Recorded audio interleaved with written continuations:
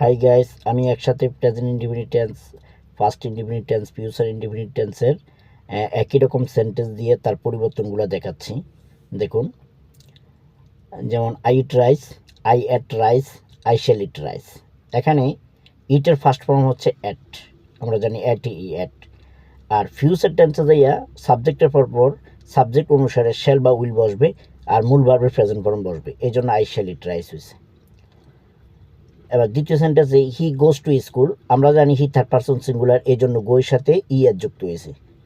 হ্যাঁ, কখনো এর যুক্ত হবে, কখনো ই এর যুক্ত হবে। কোনো শব্দের শেষে যদি ও থাকে, সিএস থাকে, ডাবল এস থাকে, এরকম ক্ষেত্রে আমরা ই এর যুক্ত করি। তো হি গোজ টু স্কুল, আর গোয়ের ফার্স্ট ফর্ম আমরা জানি went, he went to school. আর ফিউচার টেন্সটা হবে he will go to school.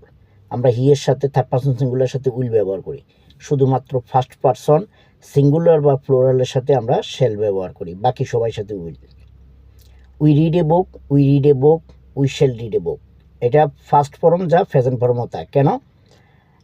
Read তিনোটা ফর্মে, first form present form, first form, first participle, তিনো ফর্মে একই রকম স্পেলিং, একই রকম প্রনাউন্সিয়েশন, উচ্চারণ বা বানান। She makes a cake, she made a cake, she will make a cake. You catch a cat, you caught a cat, you will catch a cat. They lost a football, they lost a football, they will lose a football. Thank you.